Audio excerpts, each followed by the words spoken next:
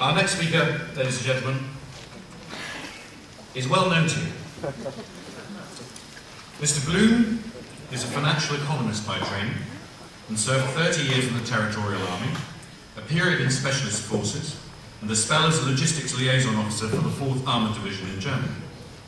In 2006, he gave a procurement paper at the National Defence University in Washington, warning of the current defence budget crisis. He's a postgraduate of the Armed Forces Parliamentary Scheme, a member of the Royal College of Defence Studies Strategy, and has been published in the Army Review. He's a keen military historian. To talk to you about defence, Godfrey Bloom.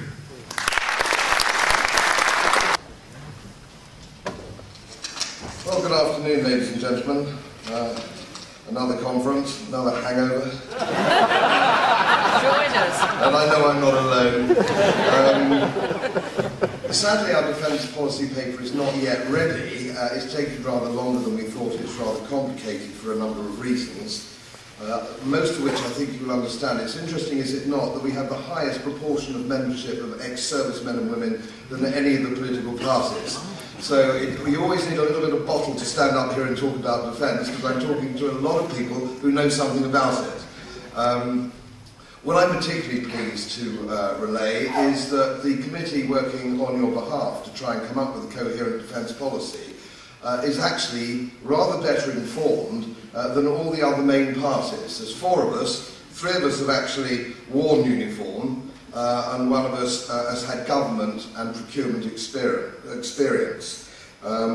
Squadron Leader Robert Snare is on the committee, and he's the man that tells us how to strap another Lewis gun to the fuselage. And how not to get your silk scarf caught in the propeller. And we've got Will Gilpin, who was flying tornadoes, I think, operationally, but it was 2-seater tornadoes, so he could do the crossword according to his Royal Air Force chums. And of course, we've got the wonderful Lord Hesketh, who has procurement experience on the board of BAE, and of course government experience back in the 1980s. Although, bless his cotton socks, he was having such a good time, I think he's forgotten most of that experience. Of course, primary responsibility of government is defence of the realm. And it makes me very upset when I see our Prime Minister, who is actually in charge of that, an appalling and vacuous, pigeon-chested young man who shouldn't be allowed to come in here.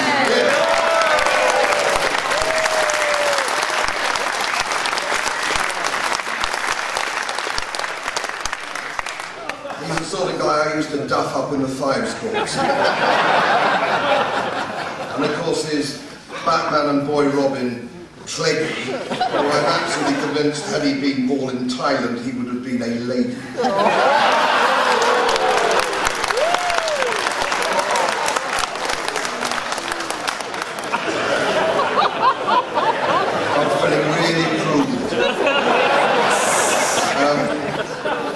One of the problems, of course, we've had, and that is, of course, as you all know, procurement. Procurement is an enormous problem, and we've been getting it wrong for years and years. And I did give this paper to the National Defence University in Washington back in 2006, which flagged up a lot of the problems that we were going to have. All this was really obvious, and didn't need the brains of an archbishop to see this coming, believe me.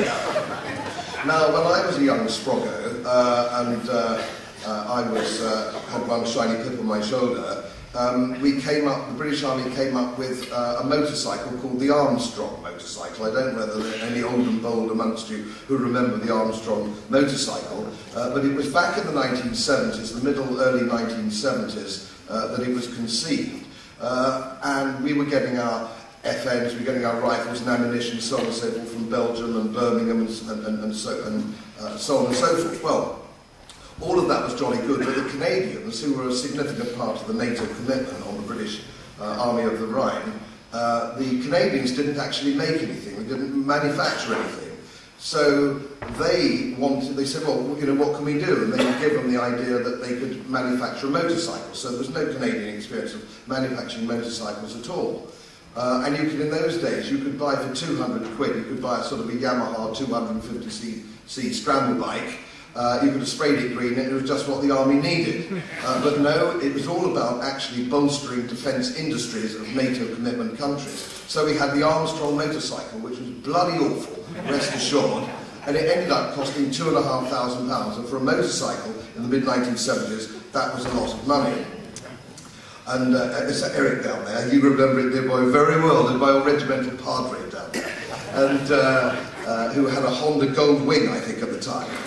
And as Eric will concur, they wanted the shiny one pippers to ride these motorcycles, and I was playing number 9 at the time for the army. I thought I was quite a macho sort of guy. Actually, I was second string, in offence, I was second string, number 9, and I thought I was a very macho sort of character.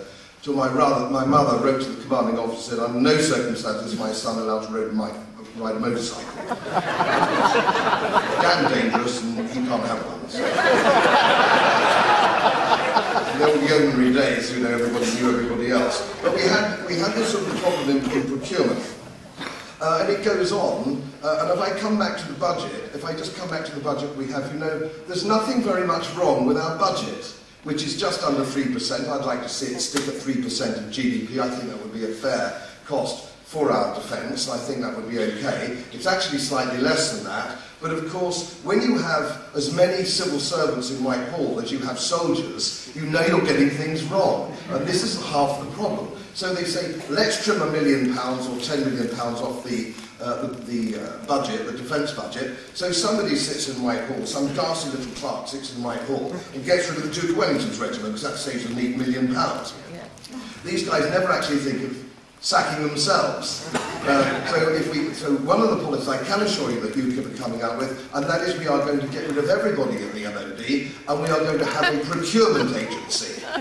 A procurement agency. We're not going to have 20, 30, 40,000 people in Whitehall. We're going to have a procurement agency of people who actually know what they're doing. And let me just pay tribute as I finished my course for the Royal College of Defence Studies last year. There are some pretty good people at the MOD who do know what needs to be done. There are good people, so I close it down. I put those people, those good people who do know what they're doing, in charge of the new procurement agency, and we can actually move forward within the budget that we have. Give you another example of terrible waste. The army truck. Now, in the days when Eric and I were soldiering, we used to have Bedford RLs, and you could whack them with a mallet and cannibalise them and all sorts of things. Magnificent truck. Never been bettered, in my view, the old Bedford RL, as an army truck. Because soldiers will break it. Soldiers, bless their cotton socks, will break anything you give them. They can't help themselves. Jock troops are even worse, I have to say. They will break it. They will break everything. So what does the army do? Instead of going to maybe the Indian subcontinent, if we don't manufacture trucks anymore, and get Tata trucks, you know, big Tonka toy thing, which we'll probably buy for 20 grand. No, we buy them from Germany. We buy the MAN truck from Germany, with every latest conceivable gizmo, which costs £130,000. We don't want a £130,000 truck for Tommy Atkins to drive. We want the equivalent of the old Bedford RL. So we can save a fortune on army trucks. Look at the Apache helicopter. I was out with the troops on the training areas in Canada last year, and I was talking to them, and we were talking about helicopters. And I was in Afghanistan the year before as a guest of the Royal Air Force Regiment, and we're talking about helicopters again. And there's something which actually shocked me, and I thought I was quite a clever little dude, and I knew what I was talking about, but I didn't know that it was as bad as it actually is. If you ask the guys on the ground, the boots on the ground, they want more helicopters. You can never have enough helicopters. The more you have, the better the soldiers like it. You must have helicopters. So what do? The Apache helicopter. We want leather seats, magic windows, wraparound Harman Kardon sound. We want the whole thing in our Apache helicopters, so they cost 65 million. The Israeli Air Force buys them for £12 million a throw off the shelf. And I've asked these guys, what would you sooner have? Would you sooner have 6 or 7 bog standard Apaches, or one with every conceivable gizmo? And of course you can guess what the answer is. They want more bog standard ones, not the clever things. We've got ourselves into an appalling situation where in 2015 we're going to have an aircraft carrier with nothing to fly off it. And you couldn't invent this slapstick, really, could you? Cameron could come up with it. It's absolutely hopeless. We've got nothing to fly off them until 2000. We still don't know what we're going to fly off them.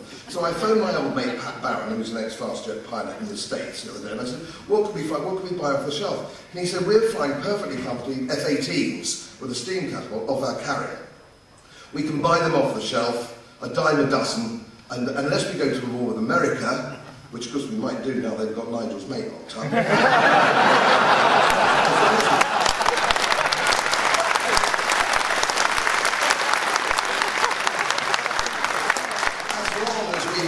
As we only fight, the small guy on the block, those F-18s are going to be fine. So, we don't really need those, and we can project power. One of the things I did for the Royal College in my dissertation for the RCDS was actually look at the economic, being an economist, the economic impact of war. And we have fought precious few wars, ladies and gentlemen, which actually have been worth the fighting, believe it or not. Very, very few. The only one that we needed to fight, which was a great big red-blooded operation, no question about it, was the Falklands. Yeah.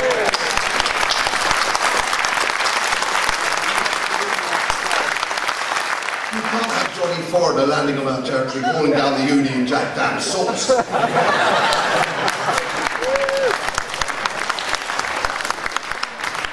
Do it again, Lord only knows what we're going to do. Are we going to have to get Nick Clegg over there swinging a handbag?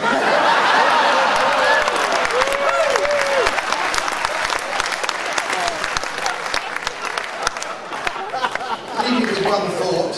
It's interesting, is it not?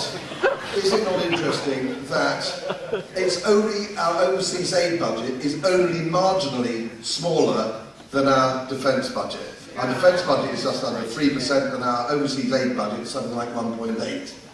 Well, I'll tell you what I'd do with them all. I'd reopen Tower Hill and I'd chop all their bloody heads off the trees. That's what